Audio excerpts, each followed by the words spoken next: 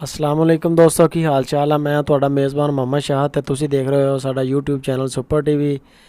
ਦੋਸਤੋ ਸਭ ਤੋਂ ਪਹਿਲੇ ਤੇ ਚੈਨਲ ਨੂੰ ਕਰੋ ਸਬਸਕ੍ਰਾਈਬ ਜੇ ਅਗਰ ਨਹੀਂ ਕੀਤਾ ਤੇ ਬੈਲ ਆਈਕਨ ਨੂੰ ਵੀ ਅੰਗੂਠਾ ਮਾਰੋ ਤਾਂ ਕਿ ਜਿਹੜੀ ਵੀ ਵੀਡੀਓ ਲਾਈ ਹੈ ਉਹਦੀ ਤੁਹਾਨੂੰ बर वक्त ਇਤਲਾਹ ਮਿਲ ਸਕੇ। ਤੇ ਦੋਸਤੋ ਇਸ ਗਾਂ ਦੀ ਸਾਨੂੰ ਜ਼ਰਾ ਕੀਮਤ ਦਾ ਆਈਡੀਆ ਦਿਓ। ਅਸੀਂ ਇੱਕ ਆਪਦੇ ਵੀਰ ਨੂੰ ਸਪੈਸ਼ਲ ਆਪਣੇ ਭਰਾ ਨੂੰ ਲੈ ਕੇ ਦੇਣੀ ਆ। ਇਹ ਗਾਈਆਂ ਇਹ ਹੈਗੀ ਆ ਜਰਸੀ ਕ੍ਰਾਸ ਆ ਸਹੀਵਾਲ ਨਸਲ ਨਾਲ। मीनी गां चेक करो, कोई सिंग नहीं ਇਹਦਾ। तीसरा ਇਹਦਾ सूआ वा ਤੇ ਇਹਨੂੰ ਜਿਹੜਾ ਟੀਕਾ ਰਖਾਇਆ ਮਾਲਕ ਨੇ ਨਾ ਉਹ ਵੀ ਉਹਨੇ ਕਹਿੰਦਾ ਜੀ ਬੜੀ ਕੁਆਲਿਟੀ ਦਾ ਟੀਕਾ। ਤੇ ਆਹ ਤੁਸੀਂ ਇਹਦੇ ਥਣ ਚੈੱਕ ਕਰ ਲਓ। ਸੂਣ ਦੇ ਵਿੱਚ ਲੈਂਦੀ ਆ ਦਿਨ ਤਕਰੀਬਨ 10 ਤੋਂ 15 ਦਿਨ। ਤਿਆਰ ਆ ਮਾਸ਼ਾਅੱਲਾ। ਹਾਲੇ ਆ ਬਣਾ ਰਹੀ ਆ, ਚੈੱਕ ਕਰੋ। ਇਹਦੇ ਮਾਲਕ ਜਿਹੜਾ ਵਾ ਫਾਰਮ ਵਾਲਾ ਕੀਮਤ ਮੰਗ ਰਿਹਾ 1,50,000 रुपया।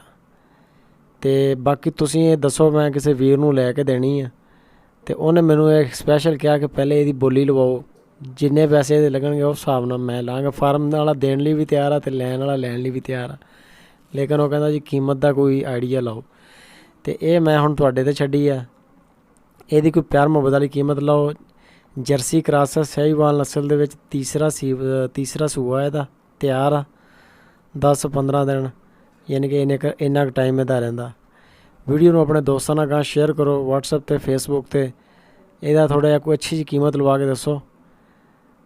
ਘਰ ਵਾਸਤੇ ਬੰਦੇ ਨੇ ਲੈਣੀ ਆ, ਵਪਾਰ ਨਹੀਂ ਕਰ ਰਿਹਾ। ਯਾਨੀ ਕਿ ਵੇਚਣ ਵਾਲਾ ਜਿਹੜਾ ਉਹਨੇ ਵੀ ਆ ਸਿਰਫ ਸਾਡੇ ਤਲਕ ਨੂੰ ਦੇ ਰਿਹਾ ਤੇ ਲੈਣ ਵਾਲਾ ਜਿਹੜਾ ਉਹ ਵੀ ਸਾਡੇ ਤਲਕ ਨੂੰ ਲੈ ਰਿਹਾ ਵੀ ਦੁੱਧ ਦਾ ਲਈ ਜਾਨਵਰ ਯਾਨੀ ਕਿ ਘਰ ਉਹਨੇ ਰੱਖਣਾ ਹੈਗਾ। ਇਹ ਚੈੱਕ ਕਰੋ ਤੁਸੀਂ ਮਾਸ਼ਾਅੱਲਾ। यंग आ, एडी बुढ़ी नहीं गई। दुध वाला वो कहता जी दुध अगली जो अगे सूई है दुध की रिपोर्ट भी चंगी रही है, 10-12 लीटर तक के दुध देती रही है।